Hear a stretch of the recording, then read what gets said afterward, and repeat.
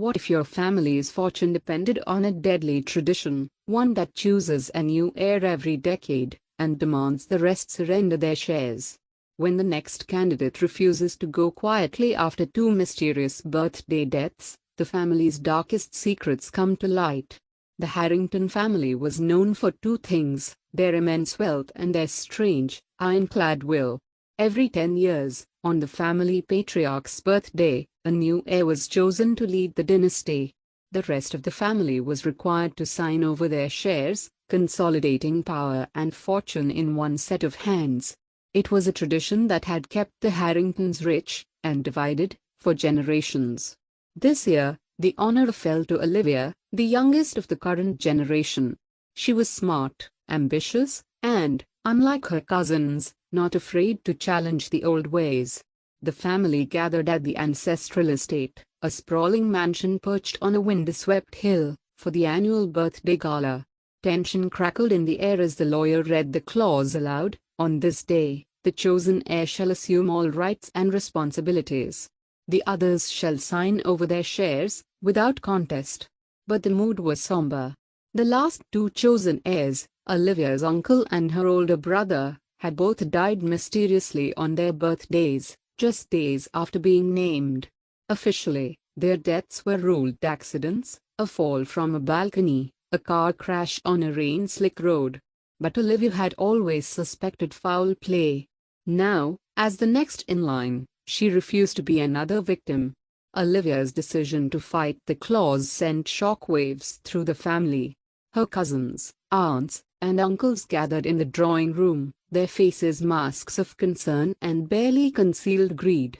The family lawyer, Mr. Sloane, tried to persuade her to sign. "It's tradition, Olivia. The clause is clear. If you refuse, you forfeit everything." But Olivia stood her ground. "I won't sign until I know what really happened to Uncle Charles and my brother." Her mother, pale and anxious, begged her to reconsider. "Please, Liv. Don't make waves. It's dangerous." Olivia's father, the only one who seemed to support her, squeezed her hand. "Do what you think is right," he whispered. That night, Olivia locked her bedroom door and began to investigate.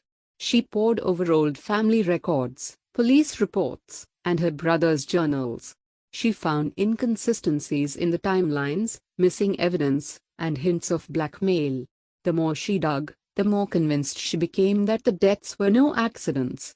Someone in the family was willing to kill to keep the fortune and the secret safe. The night before her birthday, Olivia couldn't sleep.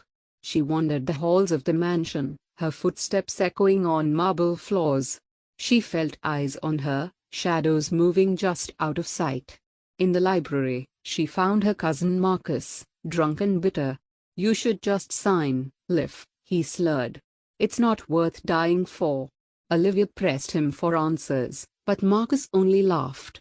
"Ask Aunt Vivian. She knows more than she lets on."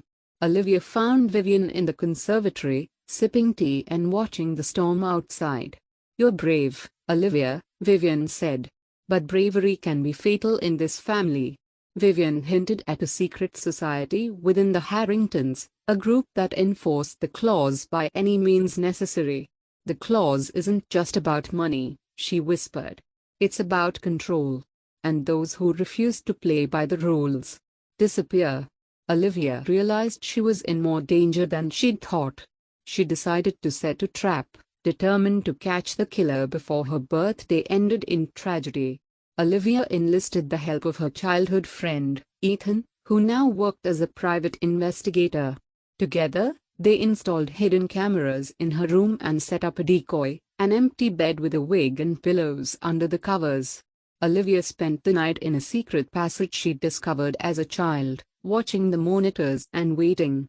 At midnight, someone crept into her room. The cameras caught a figure in a black hoodie, gloved hands reaching for the bed.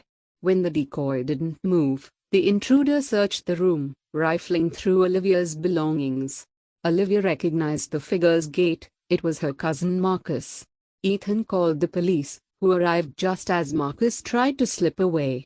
Under questioning, Marcus broke down. "It wasn't just me," he sobbed. We were told to do it. The clause. It's a cover. The real power is with the council. Olivia realized the conspiracy was bigger than she'd imagined. The council, a secret group of family elders, had orchestrated the deaths to maintain control. Now, with evidence in hand, Olivia was ready to confront them. The next morning, Olivia called a family meeting. She played the footage of Marcus in her room, then revealed the evidence she and Ethan had gathered. The council, Aunt Vivian, Uncle Harold, and two great-uncles, sat stone-faced as Olivia laid out the truth. "You killed Charles and my brother to keep the fortune in your hands," she accused. "You used the claws as a weapon, and you tried to kill me. But I'm not afraid of you." The council tried to deny everything, but Marcus's confession and the video evidence were damning. The rest of the family turned on the elders, demanding justice. Olivia called the police, who arrested the council members for conspiracy, attempted murder, and fraud. The family was in shock. The tradition that had defined them for generations was exposed as a tool of manipulation and violence. Olivia felt a mix of relief and sorrow. She had survived, but the family would never be the same. The council's arrest made headlines, and the Harrington name was dragged through the mud. Olivia faced reporters, lawyers, and distant relatives demanding their share of the fortune. She worked with Ethan to restructure the family trust, ensuring that no one person could ever wield so much power again. Some family members left, unable to face the shame. Others stayed, determined to rebuild. Olivia's parents supported her, proud of her courage. The younger cousins looked to her for guidance, grateful for the chance to break free from the cycle of fear. Olivia struggled with guilt and grief, mourning her brother and uncle. But she also felt a sense of hope. For the first time, the family had a chance to heal.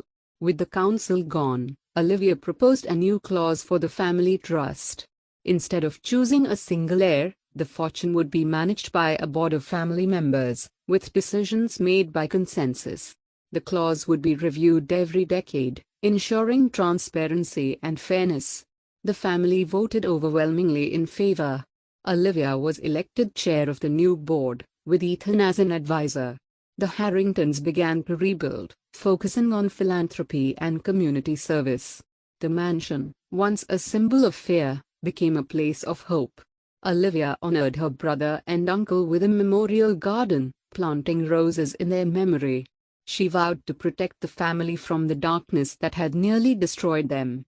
As the years passed, the family grew closer. Old grudges faded, replaced by new traditions. Olivia mentored the younger generation, teaching them the importance of honesty and courage. The Harringtons became known for their generosity, their story inspiring others to break free from toxic legacies. Olivia found peace in her work, grateful for the chance to make a difference.